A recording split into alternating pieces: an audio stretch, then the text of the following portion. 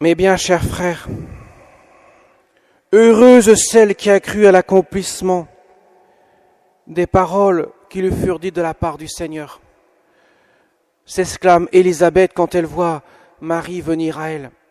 Dans son sein, elle qui était la stérile, celle qui faisait la honte de son peuple, voilà que dans sa vieillesse, Dieu a permis qu'elle puisse mettre au monde un enfant, Jean le Baptiste, celui-là même qui sera à la charnière des deux testaments, l'Ancien et le Nouveau, à la charnière des deux alliances, l'Ancienne et la Nouvelle.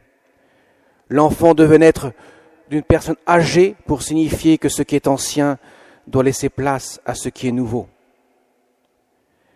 Et voilà que c'est justement l'enfant, Jean le Baptiste, qui salue son Dieu dans le sein même de sa mère. Sa mère, Élisabeth, reconnaît Jean le Baptiste, reconnaît dans l'exclamation, pourrait-on dire, l'exultation de la joie de l'enfant qui est dans son sein, la mère du Sauveur.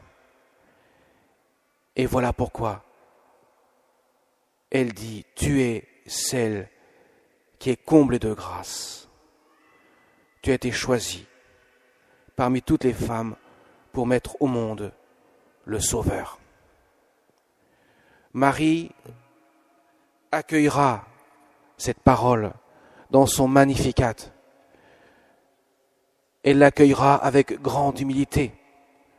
Bien qu'elle dise « Mon âme exalte le Seigneur », bien qu'elle dise que toutes les générations me diront « Bienheureuse », mais c'est le Seigneur qui fit pour moi des merveilles. La Vierge Marie rend grâce, celle qui a cru dès le départ en la parole qui lui fut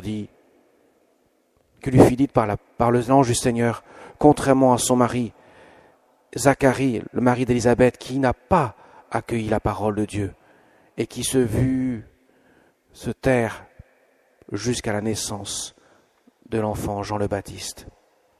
Mes chers amis, en ce jour, à quelques jours de Noël, quelques heures même de Noël, la liturgie met en avant celle qui a été choisie depuis toute éternité pour être la mère du Sauveur. Et elle met l'accent précisément sur quoi pourrait-on dire caractérise ce cœur de cette mère, celle qui a cru en la parole de Dieu, celle qui n'a mis jamais un obstacle ou une barrière entre la volonté divine et la sienne. Au contraire, sa volonté personnelle n'était autre que la volonté de Dieu. Mes chers amis, en honorant, en vénérant la Vierge Marie en ce jour, eh bien, nous honorons, nous vénérons et nous adorons Jésus. Jésus est venu grâce à ce oui de Marie. Ce oui qui a été permis parce qu'elle a toujours cru en la parole de Dieu. Ce oui de l'humanité qui crie vers Dieu. Viens Seigneur, viens nous sauver.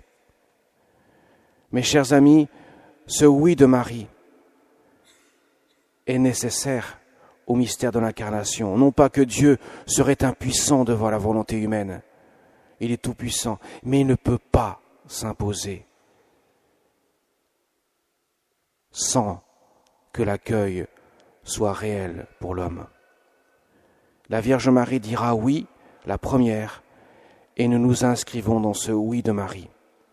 Le soir de Noël, quand Jésus va naître dans la mangeoire, dans la crèche de Bethléem, nous pourrons dire au Seigneur, « Seigneur, mon cœur veut être à l'image de cette crèche. Je veux dire oui comme Marie a dit oui. Je veux que mon oui s'inscrive dans le sien. Je veux pouvoir dire comme elle, le Seigneur fit pour moi des merveilles. » Mes chers amis, en cette fin du temps de l'Avent, où nous nous préparons à fêter la naissance du Fils de Dieu, préparons nos cœurs. ouvrons nos cœurs à la miséricorde du Seigneur.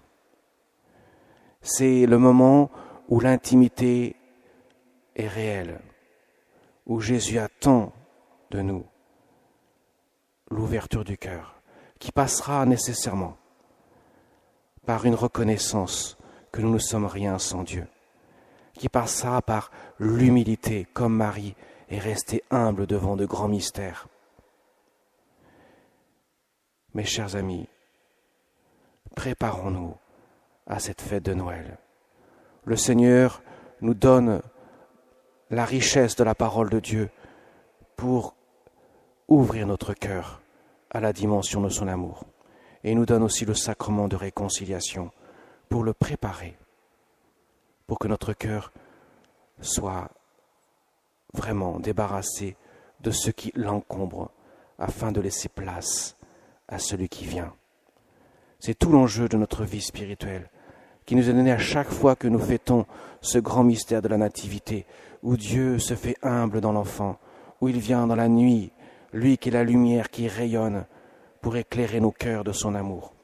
Lui qui nous dit, chassez de vos cœurs l'ombre du péché, laissez place à la lumière de la grâce, elle qui veut saisir votre cœur pour laisser vivre le Christ en vous. Comme Marie ne vivait que pour son Fils, son Dieu. Amen.